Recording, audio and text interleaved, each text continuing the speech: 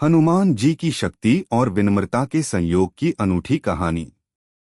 इस दुनिया में जितने भी नायक या महानायक हुए हैं, कोई ऐसे नहीं है जिन्होंने कभी असफलता का मुंह न देखा हो। कहा तो ये भी जाता है कि जितनी ज्यादा बड़ी असफलता के बाद सफलता मिलती है, उतना ही आदमी महान कहलाता है। लेकिन इस पूरी सृष्टि के अंदर एकमात्र ऐसे नायक जिन्होंने कभी असफलता का मुंह ही नहीं देखा। ऐसा नहीं है कि इनकी जिंदगी में संकट नहीं आए। इनकी जिंदगी में बारंबार संकट आए, लेकिन कोई संकट इनको आगे बढ़ने से रोक नहीं सका। इसलिए इन्हें संकट मोचन कहते हैं। इंसान अपने जीवन में अपना परिचय देने के लिए अपनी डिग्रियां गिनाते हैं। हमने यहां से पढ़ाई की और इस ऑर्गेनाइजेशन में काम कर रहे हैं। हनुमान इसलिए सर्वश्रेष्ठ और हमारे सबसे प्रिय हैं क्योंकि वो कभी ये नहीं कहते कि मैं कौन हूँ।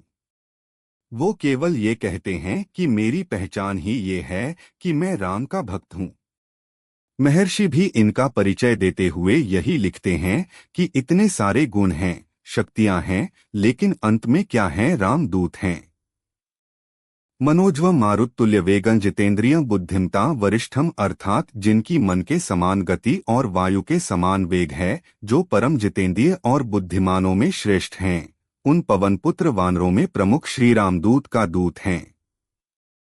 पंचतत्वों में से एक पवन के बेटे हैं, मां अंजनी के पुत्र हैं, भगवान शंकर के मानस पुत्र हैं, ब्रह्मा उनके गुरु हैं।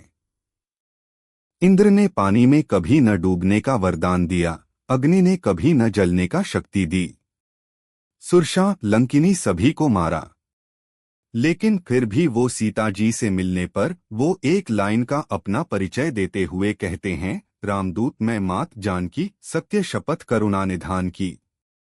माता मेरा इतना ही परिचय है कि मैं राम का दूत हूँ। कसम भी उन्हीं की खाकर कहता हूँ। हनुमान बहुत शक्तिशाली हैं, लेकिन उनका पूजन इसलिए है क्योंकि वो विनम्र बहुत हैं। हनुमान जी ने जब लंका में आग लगाई तो जगह पर आग नहीं लगाई।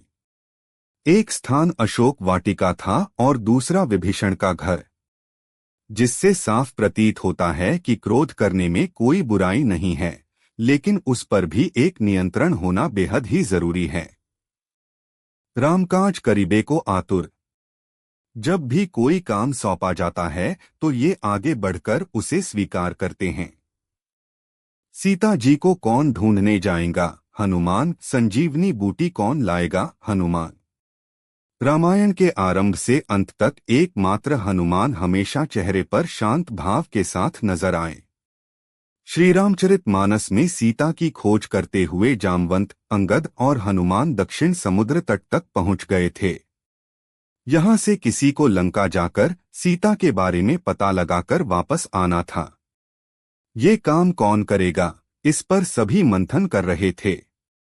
श्रीरामचरितमानस में जामवंत के बारे में लिखा है कि मैं अब बूढ़ा हो गया हूँ। वामन अवतार के समय मैं जवान था, लेकिन अब मेरे शरीर में इतनी शक्ति नहीं है कि मैं लंका जा सकूं। इसके बाद अंगद ने खुद की शक्ति पर शंका करते हुए कहा कि मैं लंका जा तो सकता हूँ, लेकिन वापस आ सकूंगा या नहीं, इस पर मुझे संदेह है। फिर जामवंत हनुमान जी की ओर देखते हुए कहते हैं कि कहीं रीछपति सुनो हनुमाना, का चुप साधे रहे हो बलवाना, पवन तनय बल पवन समाना। बुद्धि विवेक विज्ञान निधाना, अर्थात जामवंत ने हनुमान जी से कहा, हे हनुमान, हे बलवान, सुनो, तुम चुप क्यों हो? तुम पवन पुत्र हो, बल में पवन के समान हो, तुम बुद्धि विवेक और विज्ञान की खान हो, कवन सो काज कठिन जग माही। जो नहीं होई तात तुम्ह पाही, राम काज लगी तब अवतारा। सुनतहि भयउ पर्वताकारा। इस संसार में ऐसा कौन सा काम है जो हे तात तुम नहीं कर सकते हो? रामकाज के लिए ही तुम्हारा अवतार हुआ है। ये बात सुनते ही हनुमान पर्वत के आकार के हो गए। जब ताकत दिखानी थी तो बड़े हुए, बुद्धि दिखाने की बारी आई तो छोटे हो गए। शक्तियां याद आने के बाद हनुमान जी जामवंत से पूछते हैं कि मुझे क्या करना चाहिए। इतने शक्तिशाली हनुमान एक बूढ़े जामवंत से पूछ रहे हैं कि मुझे क्या करना चाहिए। कहा जाता है कि जिस पर्वत पर पैर रखकर हनुमान जी ने छलांग लगाई वो पर्वत पाताल में चला गया। रास्ते में उनका टकराव सबसे पहले सुरसा के साथ हुआ। सुरसा ने बोला कि मैं तुम्हें खा जाऊंगी। हनुमान जी ने बोला ठीक है। सुरसा ने अपना मुंह बढ़ाया, यानी एक योजना का 1 योजन में 8 मील होता है। लेकिन हनुमान जी 2 योजन के हो गए। जब सुरसा ने 2 योजन का मुंह किया तो हनुमान जी 4 योजन के हो गए। 4 योजन के मुंह करने पर हनुमान जी 8 योजन के हो गए। ये सिलसिला चलता रहा। फिर जब सुरसा ने 64 योजन का मुंह किया तो हनुमान जी ने सूक्ष्म रूप धरकर उसके मुंह से वापस आ गए। इससे ये संदेश है कि जब ताकत दिखानी थी तो बढ़े हुए, जब बुद्धि दिखाने की बारी आई तो छोटे हो गए। सीता जी से मुलाकात। जब सीता जी से हनुमान जी मिले तो रावण वहां उन्हें धमका रहा था। हनुमान जी पत्तों के बीच में छुपे बैठे थे। 1 महीने का वक्त दिया।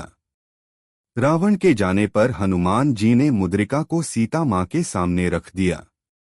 जब सीता जी ने पूछा आप कौन हैं? हनुमान जी ने कहा रामदूत मैं मातु जानकी, सत्य शपथ करुणा निधान की। मैं राम जी का दूत हूं और उन्हीं की शपथ लेकर कहता हूं। इससे ज्यादा बड़ा परिचय मेरा कोई नहीं है। जिसके जवाब में माता सीता कहती हैं कि जौ रघुबीर होती सुधि पाई, करते नहीं बिलम्बो रघुराई। श्री रामचंद्र जी ने यदि खबर पाई होती तो वे विलंब न करते। हे जानकी जी, रामबाण रूपी सूर्य के उदय होने पर राक्षसों की सेना रूपी अंधकार कहाँ रह सकता है। हनुमान जी की शक्ति और विनम्रता का संयोग। हनुमान जी ने कभी जीवन में मैं शब्द का इस्तेमाल नहीं किया। सीता जी को खोजने पर इसे प्रभु राम के आशीर्वाद से संभव बताया। जब लक्ष्मण को मूर्छा आई और भगवान को लगा कि मेरा सबसे बड़ा संकट कौन हर सकता है, भगवान के ऊपर संकट आया तो उन्होंने हनुमान को पुकारा और कहा कि तुम जाओ और हमारे लिए संजीवनी बूटी लेकर आओ। आसमान में उनका सूरज से सामना हुआ।